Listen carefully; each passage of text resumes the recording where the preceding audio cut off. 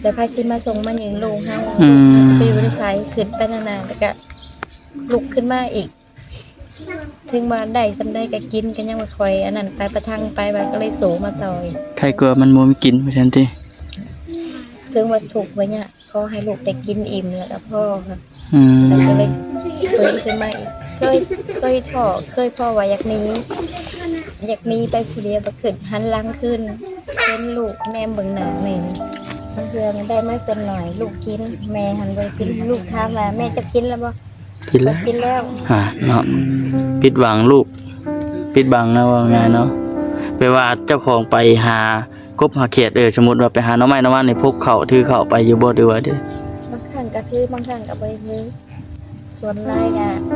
บ่ได้ถือหลายกว่ากินตอนเช้าเดี๋ยวยังไม่ได้ยังไม่กินน้ำบางเทื่อกับเพื่อนหมู่ไปตะหมู่หอเขาไปไล่แต่เขาให้กินก็กินก็กับหมู่ไปแบบนั้นมาฮอดเพื่อนลูกถามว่าแม่กินข้าวแล้วบ่ติเพื่อนแม่กินข้าวกินแล้วแต่จริงแล้วบ่ทันได้กินแต่กินแล้วได้กินเทื่อเนาะ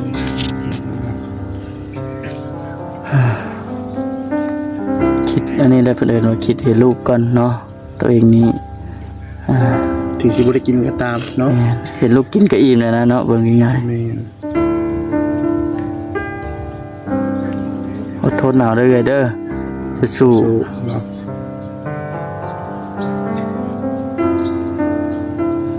เห็นบ่ละ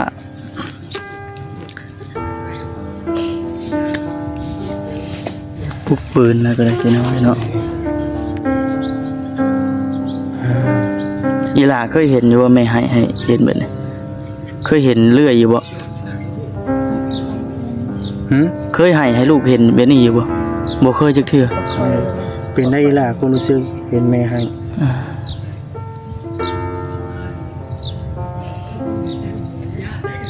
บางครั้งก็บ่ได้เห็นบางครั้ง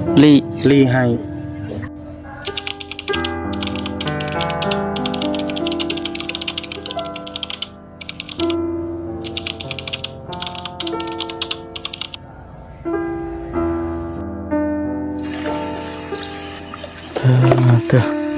คือแต่ละมื้อเนี่ยแม่นอันมาตักอยู่นี่บ่น้องคือน้ำนี่เฮาเอาไปใช้บ่หรือว่าเอาไปกินเอาไปใช้บางทีก็เอาไปใช้แต่ว่าน้ำกินเด้อซั่นน้ำกินก็เอาอยู่นี่บ่น้ำกินก็ตักเอานี่โอ้น้ำกินก็อยู่นี่แต่ว่าบ่แห้งไปเลยเด้อพี่น้องน้ำเนาะโอ้เหี้ยแล้วโอ้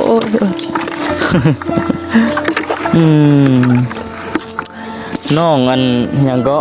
ลืมชื่อเจ้าเลยน้องรจนาน้องรจนาพี่น้องเนาะมื้อนี้นะทั้งทีมงานหรือว่าทางบ่ครับก็ได้เดินทางมาหาครอบครัวน้องรจนามื้อนี้รอบค่ำรอบแลงว่าซั่น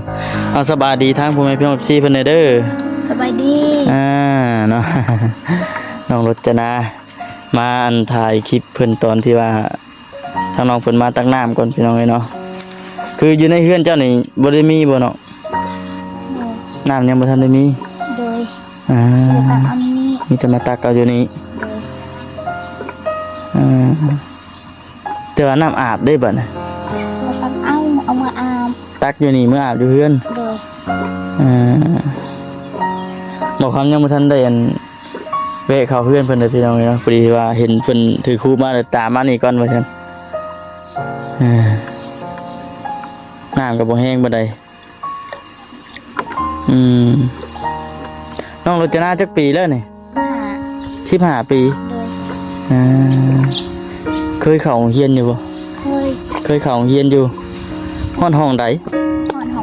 ห้องป .5 ก็ออกเอาเป็นหยังคือออกบัดบ่มีเงินไปเรียนต่ออ๋อบ่มีทหารขี่แบบภูเขาบ่มีรถขี่เพราะมันไกลเด้เนาะคือไปแต่ละเทื่อเด้เฮาไปแต่ละเทื่อย่างไปบ่แต่ว่าขึ้นฮอดห้องป .5 เลยอ่านเป็นเขียนได้เบิดเลยล่ะว่าอ่านได้อยู่แต่ว่าเขียนได้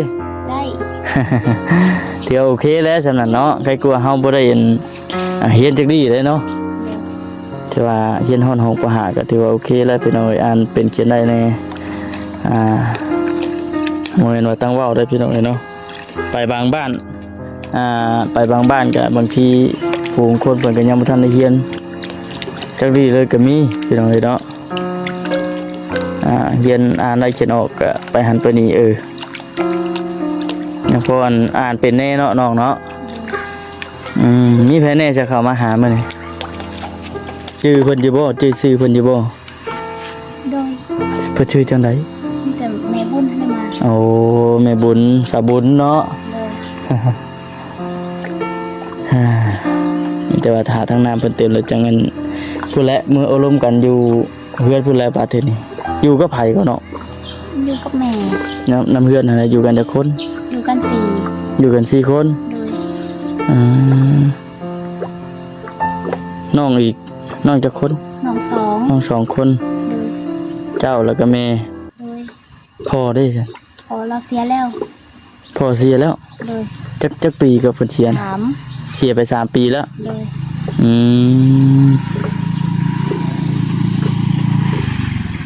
เพราะว่าตะกี้นะ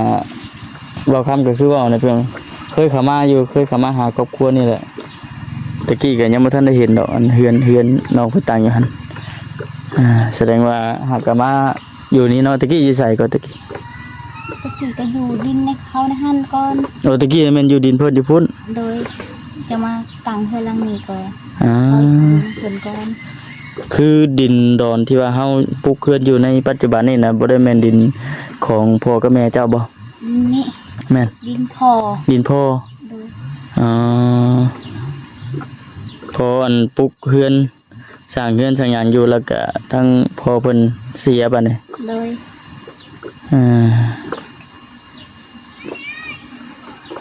เจ้านี่เป็นลูกกกบ่ลูกผู้ที่3ลูกผู้ที่3เลยอีกผู้หนึงดิอีก2คนยังอีก2คนพุ่นเลยอ้าย2คนค่ะ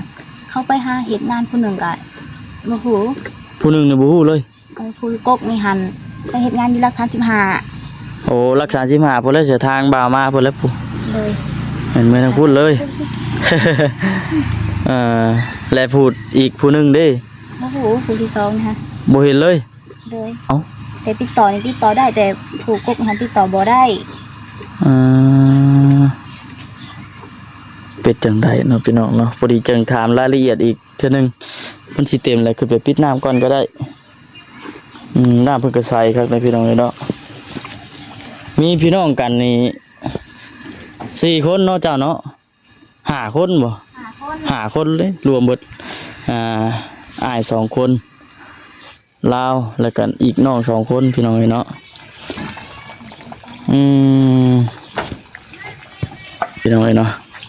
มาถ่ายภาพบรรยากาศตอนที่ว่าทั้งน้องเพิ่นหาบน้ำให้เบิ่งก่อนว่าซั่นตะกี้เนี่ยบ้านบ่ค้ำก็ห่วยย้อนยุคไปรุ่น90ตะกี้พุ่นพี่น้องเนาะยุค90หาบน้ำหยุ่มน้ำก๊อกกันเล็กตะกี้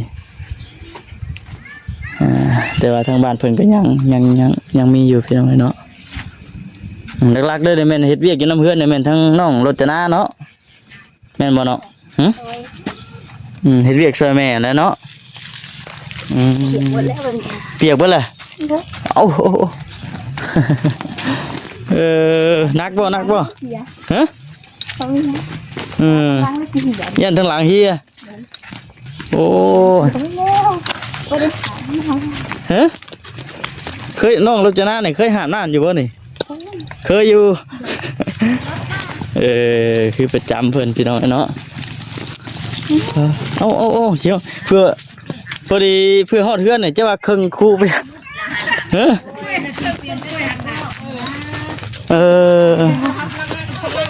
โอ้ยแค่ว่ามือกล้องหายันพอดีเฮียเพิ่น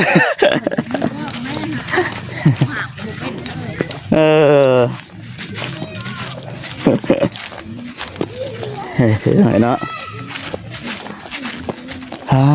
โธ่โอ้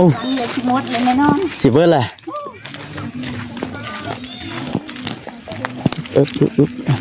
นี่ได้แล้วเก่งพี่น้องเนาะอันนี้บ่เฮือนเพิ่น นี่พี่น้อยขาดไปเบิดเลยเนาะ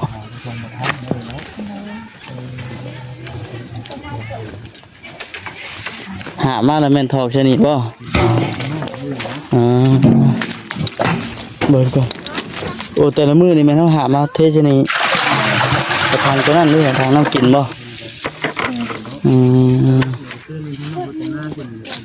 โอ้คู่ใหม่ยังไปเจ้านี่ ตอนตะกี้ยังไม่ทันได้มีคู่ได้เจ้าหาจะใช่จ้ะจักจะใช่น่ะ มันเถิดว่าแม่เขาหัดกระทั่งเอา เอากระทางใหญ่ๆล่ะ เลย เมื่อยป่ะเมื่อยบาดเลยโอ้พูดไปนั่งนะแม่พูดไป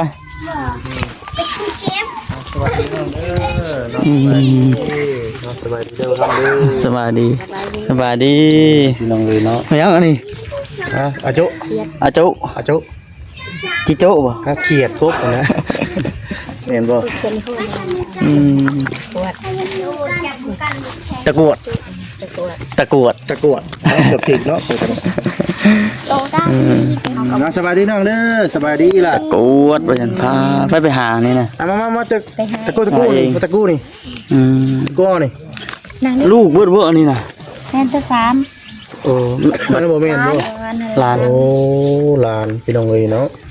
คือว่ามีอันอ้ายอีก2คนบ่ อาย2คนคนไปเฮ็ดงาน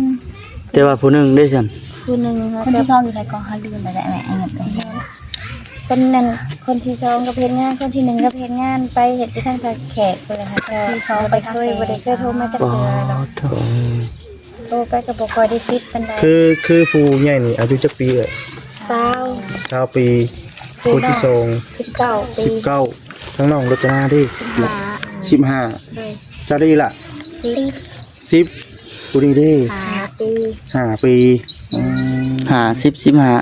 19 โดยขน้อย ส่วนนะเพิ่นได้ใจปีกว่าปีผู้นี้เนาะ น้องเพิ่นนี่คือกระโตนี่ยังบ่เหมาะสมกับมัน15ปานใดแค่เพราะว่าเฮ็ดเวียกเด้เฮ็ดเวียกหนักแล้วมันน้อยได้บ่นี่ ถูกน้อย ถูก จะน้อย เวียกเนาะ ถูกเวียกอย่าซอยแม่เด้ คนบ่ตรวจต้องใส่ฮูกดิใส่ คือทางนี้เนาะ แบบอยู่ร่วมกันเท่านี้เลย อยู่ด้วยกัน4คนแม่ลูก 4คนแม่ลูกนี้ โดย บัดผู้ทั้งพ่อเพิ่นได้ พอเพิ่นเสียแล้วทั้งพอเพิ่นพอเพิ่นไทยเพิ่นพอเพิ่นตายจากแล้ว เป็นนี่ใดคือว่าเสียเอา โซ่และเจ็บในท้องไม่ยั้ง เป็นพญาติ ไปญาติไปหาผู้แม่ผู้หมอบ่ทันครับ เสีย ก่อน อย่างเฮาก็บ่มีเงินมีคำพาไปกันเลยไปบ่ทันแน่ หลักๆก็คือเงินคือคำอยู่เนาะแต่ว่าบ่มีเงินมีคำนี่โอ้ย คำกันแล้ว ยากพี่น้องเอ้ย นั่นแหละ ให้ไปขุดกบขุดเขียดนี่ล่ะเจ้าบ่ ให้เฮา แม่เจ้าน้องอยู่เฮือนบ่ โดย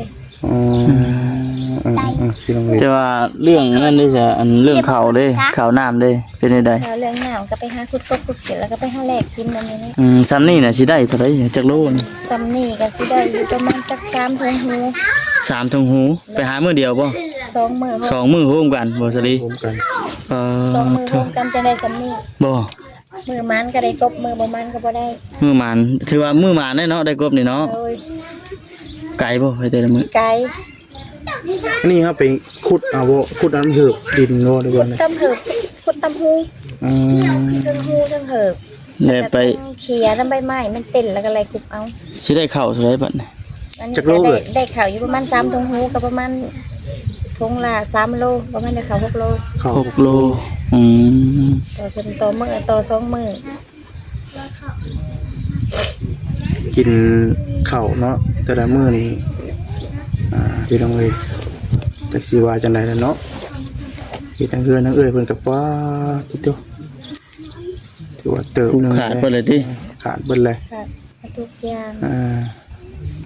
พื้นไฟเด้อสิเอ้ยมีอยู่บ่ ไผต่อมาจากเพิ่น ขอต่อน้ำเพิ่นบ่ โดย อ๋อ พื้นไผต่อน้ำเพิ่นบางก็สลับกันเสียบางครั้งก็มีเสียบางครั้งก็เพิ่นเสียแบบนี้เถื่อเฮาบ่ทันเพิ่นก็เสียออกให้มันก็ทันแล้วก็ออกซอยกันตามสภาพหาอะไรเพิ่นได้ทำนั้นเถื่อก็เฮา เขาหาบ่ ต่างว่าก็คือต่างสิซอยกันเนาะ โดย แต่ว่าเฮามีก็ซอยแต่ว่าเฮาบ่มีก็ผ่อนผันไปก่อน โดย พี่น้องเลย นั่นแหละ เพราะว่าเฮาก็หาอยู่เด้เนาะ เปลี่ยนกันออกเนาะ แม่ โด น ย เปลี่ยนกันบางที ต่างคนต่างอาศัยเพื่อนกันพี่น้องเลย หลักเลยก็แม่นหากบหาเขียดนี่นะสมมุติว่าวิทย์ยามนี่เด้สิเฮ็ดจังไดบัดนี้ อันนี้โอ้โหคือการวิทย์ยามนี่ก็สิไปหา ไข่มดแดงเนาะไข่มดแดง อันนี้แหละ อาหารชั้นสูงได้บัดนี้ แม่น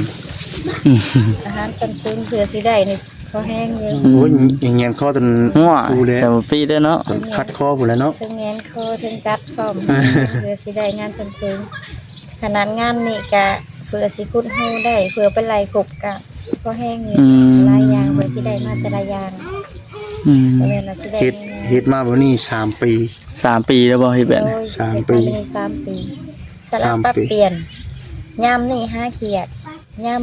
กลางๆกลาง10ไปหาหน่อไม้ไล่ หาอะไร แมนยามเดือน4เดือน5ก็มีแต่ไข่มดแดงคือว่าสลับเปลี่ยนกันไปมา แต่ว่ายามให้ยามหน้าได้ใช่ไหม ยามหายามนา เป็นรับจ้างบ่ รับจ้าง จ้างหน้าบ่ โดยให้รับจ้างนำหน้าบางครั้งก็ไปเอาลูกกาเอาเข่าบางครั้งบางมื้อก็เอาเงินบางมื้อก็เอาเข่าสลับเปลี่ยนกันหมุนเวียนกันไปโดยมีแต่ละปีครบ3 ปีเลย อืมคือเฮ็ดแบบนี้ลุยแบบนี้เฮ็ดแบบนี้ผู้เดียวจะได้มา โดย คือลูกผู้นี้น่ะแม่นเอาน้องนุ่ง เอาน้อง อืม เอาน้องกันหนึ่งข่าวถามมา นึงเขาเฮ็ดเวียกนั่นอยู่นำเพื่อนนำซ่านว่าซั่นซะเนาะ โดย เดี๋ยวนี้เฮ็ดเวียกเพื่อนหนึ่ง อ่า เอาน้อง เวลาแม่มาแต่หาอยู่หากินก็แม่นแม่ อีล่ะบ่าขอถามเนาะขออนุญาตถามเจ้าอายบ่ที่ว่ามีเมียเป็นขอข้าวขอน้ำอายบ่อายบ่นี่แล้วให้กำลังใจแม่เด้ออีล่ะเด้อต้องให้กำลังใจแม่ แม่น ว่าแม่ที่ตุ๊ซี่ก็คือว่าอยากให้เฮาได้กินข้าวนั่นแหละเนาะ แม่นนั่นแหละ เนาะบ่ต้องว่าอายอายคนอื่นว่าจังก็บ่ครับ นี่แม่นได้อดเด้อ ว่าจังก็สิว่าสิคนอื่นน่ะจักสิว่าจังได๋ก็ลืมเลยว่าสิเว้าลืมเนาะ อดทนเอาแหล้วเฮ็ดจังได๋ เอาสู่ชนเอาเพราะว่าคนเฮาเนาะบ่มีไผดอกที่อยากลำบาก แม่นว่าง่ายๆก็มันเลือกบ่ได้ มันเลื แล้ อ ว ก เนาะ บ่ได้แล้วเฮาก็ต้องสู้ไปเพราะว่า ก็ได้ เฮ็ดเฮาก็อยากให้ ก็ถือว่าทั้งแม่เราเก่งเนาะ เก่งเลยแล้วเลี้ยงลูก4คนตามลำพังบ่แม่นก็เป็นทั้งพ่อเป็นทั้งแม่ เป็นทั้งพ่อทั้งแม่ ทั้งพ่อทั้งแม่ผู้เดียว สาวรักครอบครัวก็แม่น แม่นเป็นบ่ง่ายคือผู้เป็นผัวเพิ่นก็เสียไปแล้วเอากันระรับหน้าที่เป็นทั้งพ่อทั้งแม่ให้เลยพี่น้องว่าเป็นหัวหน้าครอบครัวแทนเนาะ แม่ ถือว่าทั้งเอื้อเราก็เก่งในพี่น้องเนาะ เบิร์น ตัว เบิร์นโศกกระทั่ง บืนบ่ โดย เห็นบ่บืนแฮงกระเต็กเนาะเนาะ โบเบิร์นผัดแนมเบิ่งตาลูกพกตาเมินตาเบิ่งหน้ากันก็จำเป็นต้องเบิร์นประจอย โดย ทำบุสูไปลูก เข็นบ่สู่เป็นแฮงกระเต็กคือว่าเนาะพี่น้องแฮงสิพากันอดเด้อบัดนี่บุกบืนไปนี่แหละเฮ็ดจังได๋ซั่น นี่แหละ เคยคิดอยู่บ่อันเอ้ยท้ออยู่บ่ เคยท้อในชีวิตเบิด เคยถอยอยู่แต่ถอไปปลุกเลยแบบบ่มีใครมาชวนเฮาหากก็จะเป็นต้องสู้ต่ออีกลูก เพราะ จะ ว่า มาอีก เพราะว่าท้อว่าบ่มีไผมาช่วยเฮาคือเก่าเราต้องเฮ็ด ท้อก็ได้แต่ท้อซื่อ ท้อได้แต่บ่ถอยเนาะ เคยถออยู่ยอมรับว่าเคยถอบัดแนมไปเบิ่งลูกแนมเบิ่งลูกพอ3คนแล้วเขาสมมุติว่าเฮาเฮาเนาะเขาจมปักเฮานั่งบนเก่าแต่พาสิมาส่งมายิงลูกเฮาสิไปอยู่ในสายขึ้นไปนานๆแล้วก็ลุกขึ้นมาอีกถึงมาได้สำได้ก็กินกันยังบ่ค่อยอันนั้นไปประทังไปว่าก็เลยโสมาต่อย ใครกลัวมันบ่มีกินว่าซั่นติ ถึงว่าถูกไว้เนี่ยขอให้ลูกได้กินอิ่มแล้วก็พ่อค่ะ ม ก็เลยฟื้นขึ้นมาอีกเคยพ่อว่าอยากหนี้ไปผู้เดียวบ่ขึ้นหันหลังขึ้นเห็นลูกแนมเบิ่งหน้าแม่สู้เลยสู้ต่ออีก กัดแขวสู่ต่อไป ครับเขียวสู้เพื่อลูก เพราะว่าถ้าว่าสมมุติว่าเฮาหนีไป ลูกเด้เนาะยังเอาตัวบ่รอดเนาะ แม่น อืม ที่แรกก็คิดอยู่สิดีไปให้เงินปะซูมเนาะเด็กเดียวบัดแนมขึ้นมาเวลาลูกนอน ตื่นมาบ่เห็นแม่ให้กระเตกได้บัดนี้เนาะ แม่ จากที่ว่าบ่เคยเห็นพ่อแล้วยังบ่เห็นแม่อีกบัดนี้ยังสิกันเลยเนาะ ก็เลยหันก็เลยบ่ยอมไปสู่ต่อมีกินก็กิน ได้หน่อยก็กินสมน้อยว่าซั่นติ มีหน่อยก็กินหน่อย มีหลายก็กินหลาย อ่า แม่อิ่มลูกอิ่มแม่อดลูกอดก็เลยสูงมาเท่าปัจจุบันนี่ก็เลยเลิกคิดแล้วตอนนี้เลยท้อมีแต่ว่าดันต่อไปแบบนี้ อืม สู่ต่อเนาะ แม่น ตะกี้นี่ก็คันว่าบ่สูงตัวบ่สูงบ่เฮ็ดมาหาลูกจะไปกินใช้อยู่ใช้มันก็เลยบืนต่อมา อืม จนปัจจุบันนี่แต่ตอนพอเริ่มพอเขาเสียใหม่ๆเคยท้อคือกัน เอาแรกๆตอนที่ว่าผัวเพิ่นเสีย แม่ ใหม่ๆตอนนั้นนะ แม่เคยท้อเคยคิดว่าเบิดอะไรแต่อย่างนะคะบ่มีเป็นหัวหน้าเฮาบ่มีครอบครัวเฮาบ่มีหยังบ่มีไฟบุกบืนซอยเฮาสิถอยหลังลงมาบัดแน่เบิ่งลูกเฮาบ่สู้แล้วลูกสิไปอยู่จังได๋ โดย บืนขึ้นมาต่อจนไปถึงปัจจุบันนี่ อืม แต่ตอนนี้ก็เลยสิ้นชาญไป อืม บางเทื่อก็ไปผู้เดียวบางเทื่อก็ไปกับหมู่ อืม คันว่าอยู่มื้อหนึงเฮาก็อดเฮาก็ขาด เช่นเว้าง่ายๆคันว่าหยุดบ่ไปหามื้อหนึงเนี่ยมันอดเลยนะเนาะ อดเลย แต่บ่มีกินเลย บ่มี ลูกเต้าก็แม่นอด อดเขาว่าแม่ไปปุ๊บแม่ไปผู้มื้อลูกเต้าก็พอ ได้กินติ พอได้กิน บ่ได้กินหน่อยก็ได้กินหลายเนาะเพิ่นว่าได้ไปเนาะอันเนาะ คันว่าบ่ไปมื้อหนึงหยุดแล้วเงินเข้า 10,000 บ่ทั้งพันบ่ก็ว่ามื้อนี้เฮาไปนะปุ๊บได้เงิน 10,000ลูกเฮาก็พาที่ได้กินน้ำได้กินขนมแน่ ฮะ ไปแบบนั้นคันว่าเฮาหยุดมื้อนี้เฮาหยุดเนาะเฮาก็บ่มีกินลูกก็นั่งเบิ่งบัดนี้ อืม แน่เมืองหน้าลูกบางครั้งเฮ็ดบ่ได้พาลูกลงเรือน บ่ บ่มีเงินซื้อให้กินลงไปเขาก็อยากเขาอยาก อื ในเรือน ม นี่เขาได้ไปทางไหน น้องรจนาอีตนแม่อยู่บ่อีตนแม่อยู่อ่าก็ถือว่าทั้งน้องรจนาก็เก่งอยู่เฮ็ดเวียกช่วยแม่อยู่น้ำเพื่อนน้ำซ่านกันนี่ก็เนาะเพราะอุ่นใจน้ำผู้นี้เนาะ โดย พอได้เบิ่งเนาะ แต่ว่าลูกผู้ไปเฮ็ดเวียกอยู่ทางไกลเด้เพิ่นฝากมาได้บ่ เพิ่นบ่ค่อยได้ฝากมา นั่นเดี๋ยวเพิ่นมีครอบครัวแล้วบ่ บ่ฮู้คือ บ่ฮู้ซ้ำ ต่อกันบ่ได้แล้วก็เลยบ่ได้ฮู้กัน ไปสิไปใส่นั่น อืมโดยคือทางน้องนี่ได้ทำได้เฮียนอยู่เว้ย เรียนไม่เรียนอยู่เรียนในเฉพาะในบ้าน เพิ่นเฮียนฮอดปอใดน้องรจนานี่ พัฒนาในห้องก็หา ปห้าตัวได้คือน้องเนาะ แม่ก็บ่มีเงินส่งเพิ่นไปต่อก็เลยยึดสงะเรียนเรื่องของก็หา มีภายในได้เฮียนเสร็จ มีแต่ผู้นี้กับซุ่มน้อยนี่ซุ่มใหญ่ก็บ่ได้เรียน มี3คนได้เฮียน อืม เลย ชุมอ้ายผู้พวกน่ะบ่ได้เฮียนเลย บ่ได้เรียนเลยบ่เป็นซุ่มผู้ก็หาบ่เป็นเลย อืม มีผู้นี้กับซุ่มน้อยนี่ได้เรียนลงมาแน่ อืม เก่งพี่น้องเนาะยอมรับว่าเก่งครอบครัวเพิ่นนี่ก็ได้ โดย ตอนมีอันผัวกับตอนบ่มีผัวมันก็ต่างกันอยู่เนาะ เลย ต่างกันพี่น้องเนาะ มันจะแตกต่างกันอยู่หน่อยนึงแต่พอเฮาลึงไปแล้วก็คือว่าธรรมดา ธรรมดาบัดนี้ติ แม่น อืม เคยถามมาถอบ่ คื เค อ ยถอ ในปัจจุบันนี้นะบ่ได้คิดอย่างไรมีแต่บุกบืนเฮ็ด โดย หน้าที่อันผู้เป็นแม่ให้มันอันนึงคักแน่ ลูกได้มีข้าวกิน อ่า ให้ลูกมีกิน ให้ลูกอิ่มท้อง อืม แต่อย่างเดียวบ่มีการไปอื่นมีแต่ว่ามื้อนี้บ่ได้ไปคือขาดรายได้ขาดข้าวแต่ว่าเฮาไปมื้อหนึงไปโฮมมื้อหนึง2มื้อเฮาไปแลกข้าวมื้อที่2เฮาไป คือเอาไปแลกนี่ไกลเว้ยเอาไปแลก ไปจะขึ้น ข้ามหมู่บ้านบ่ได้ข้ามบ่ ถามลำจันทร์ก็ สั คื กคืน สักคืน บ่แม่นแถวซุยแถวหยังพุ่นบ่ ผมซุยลงมา กูคือไปไกลแท้ ย่างไว้เว้ย บางเทื่อก็ขี่รถน้ำเพิ่นบางเทื่อก็ย่าง อันไปแลกอันนี้เลยไปแลกข้าวเอาเขียดเอากบเขียดไปแลกนี่แปลว่าแลกแถวหมู่บ้านเฮานี่บ่ได้บ่ ให้ก็มีคือกัน เขาก็ไปหากัน อืม บ่ได้นอกจากว่าไปไกลๆแน่ ถือว่าใกล้สุดบ่อนพาไปเที่ยวไปนะ ไกลสุดลำจันทร์คือไกลสุดบางเทื่อก็ย่าง ต้องบ่อสลี โตพี่น้องเอ้ย ผลึกกะลีเนาะ ขี่รถมายังเติบนึงเนาะ เติบหนึงนี่เพิ่น แต่อันนั้นช่วงบ่มีไฟไปก็ ย่างไปหาหน่อไม้ตอนเช้าปุ๊บหากันย่างเขาลำจันไปบ้านทวด ไปหาหน้ำใหม่นั่นไปแรกเลย โดยไปกันย่างไปข้ามมากันย่างมาหอดเฮือนกับคำ7 โมงบางเถื่อก็ไปมีโมงเถื่อก็ไปคนเดียวโดย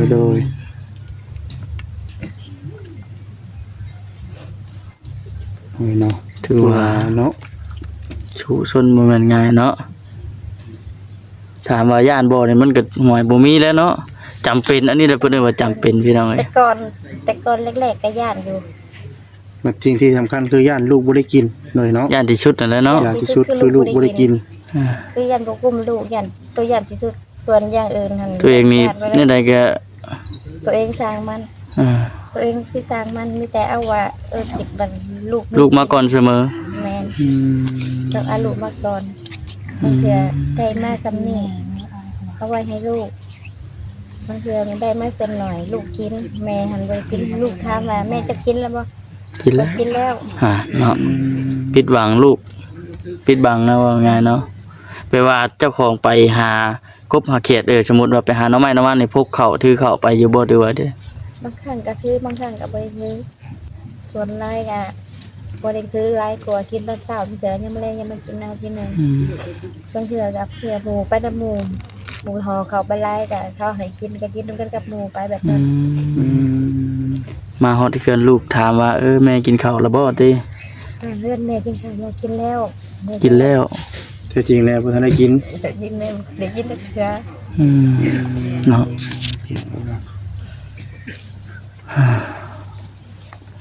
คิดอันนี้ได้เพิ่นเอิ้นว่าคิดให้ลูกก่อนเนาะตัวเองนี่ ถึงสิบ่ได้กินก็ตามเนาะ แม่นเห็นลูกกินก็อิ่มแล้วนะเนาะเบิ่งง่าย แม่น ๆอดทนเอาเด้อเด้อสู้ เนาะ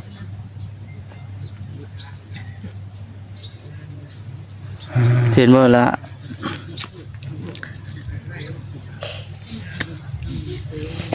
ปุ๊บปืนแล้วก็ได้พี่น้องเนาะแต่ว่า มีข่าวดีอย่างในเข้ามาฉันอันเอื้อที่ว่ามีทางทีมงานเพิ่นเข้ามา บ่ทันมีบ่ อีหล่าเคยเห็นอยู่ว่าแม่ให้เห็นแบบนี้เคยเห็นเลื่อยอยู่บ่ หึ เคยให้ลูกเห็นแบบนี้อยู่บ่เคยจักเทื่อ ก็คอยเลย เป็นได้ล่ะความรู้สึกเห็นแม่ให้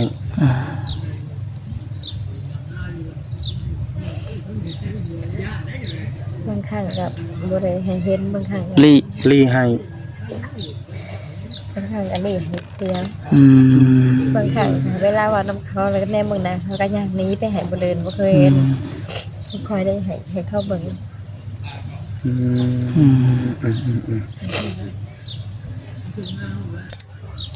นี่แหละพี่น้องเนาะน้ำตาออกมาจากใจเพิ่นอธิบายหรือว่าระบายความรู้สึกให้ทั้งน้องๆได้ฟังนะว่าง่ายเนาะ โดย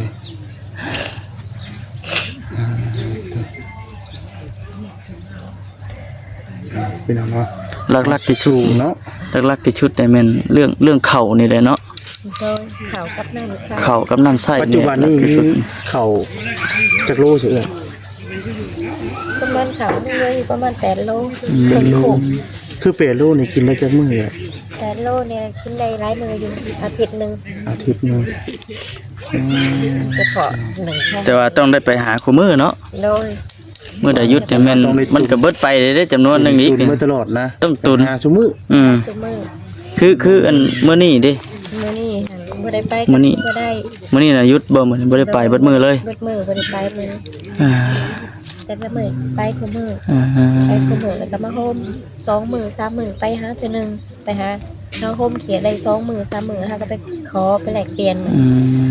หยุดไปมื้อหนึงมื้อที่2มาเฮาแล้วก็เริ่มต้นไปหาอีกไปหาปุ๊บบางเทื่อเฮาขาดทั้งเงินใช้ขาดขนมลูกว่าซั่นนะเฮาก็ขายอยู่สัก2 มื้อน้องหันเฮาก็โฮมไปเลาะบ้านคนอีกเฮา บอกคันว่า ไปหามาแล้วก็เลขแถวบ้านเฮาแถวใกล้ๆนี่ก็สิอีกแบบนึงเนาะบ่สดี โดย ไปหามาเลยไปเลขบนไกลอีกเด้อพี่น้องคนละบ้านอีกข้ามป่าข้ามดอนไปอีก หากุ้มหาเขียนมานี่ก็ไกล เอาเนาะ บัดนี้เฮาย่าง ย่างแล้วบัดนี้ ไปเพิ่งรถเพิ่นไป เลย เจอกันได้เสียค่าน้ำมันอีกเนาะช่วยกัน เสียน้ำเพิ่น พี่น้องเว้ย ทวิตนี่บ่คำคิดว่าเพิ่นหามาแล้วก็ สิ หาเลาะขายแถวบ้านหมู่บ้าน ใกล้ในบ้านนี้ ใกล้เฮานี่นะ ต้องไป เพราะว่าอยู่แถวใกล้นี่ก็มีเบิดไผก็ได้เนาะ มันก็ไปหากันแล้วมันไกลเฮาเพิ่นก็ไปหา อืมเอาเนาะจังไดก็มีแต่ว่ารุ่นเบิ่งคือว่านิ่งข่าวๆอยู่เนาะ แม่น ข่าวๆว่ามีข่าวดีอยู่มื้อนี้ อยู่พี่น้องเอ้ยเนาะมื้อนี้แต่ว่าบ่ฮู้ว่าสิเป็นหยัง สิบ่ฮู้ว่าสิเป็นหยัง รอลุ้นเด้อเด้อ รุ่นนํกัน แต่ว่าทางชุมน้องมามันก็มีอยู่ แม่น แต่ว่าค่าสิบอกก่อนก็อย่ามาบ่ซื้อ ยั ไว้ นยันบ่รุ่นเนาะเอ้ยเนาะถามหยังคิดหยังก็มีแต่ว่าขอโทษขออภัยเด้อเด้อเนาะ เป็นยังก็ขอบใจหลายเด้อ เลย ขอบใจหลายๆดีๆมีแฮงกันถูกคนเด้อ เลยมื้อหน้าเดี๋ยวคลิปหน้าเนาะ โดย ถามไทยใหม่ โดยเอาเนาะ เป็นกำลังใจให้ เป็นกำลังใจสู้เด้อเด้อสู้เด้อน้องเด้อเนาะเป็นกำลังใจให้ สบายดี สบายดี โดยพี่น้องเลย ไปพี่น้องเลยเนาะเราก็ได้พี่น้องเลยเนาะอุกอ่างใจไว้ฉันพวกในใจออกมาให้ฟังไปพี่น้องเลยเนาะเดี๋ยวมาพบกันคลิปหน้าคลิปต่อไปสบายดีพี่น้อง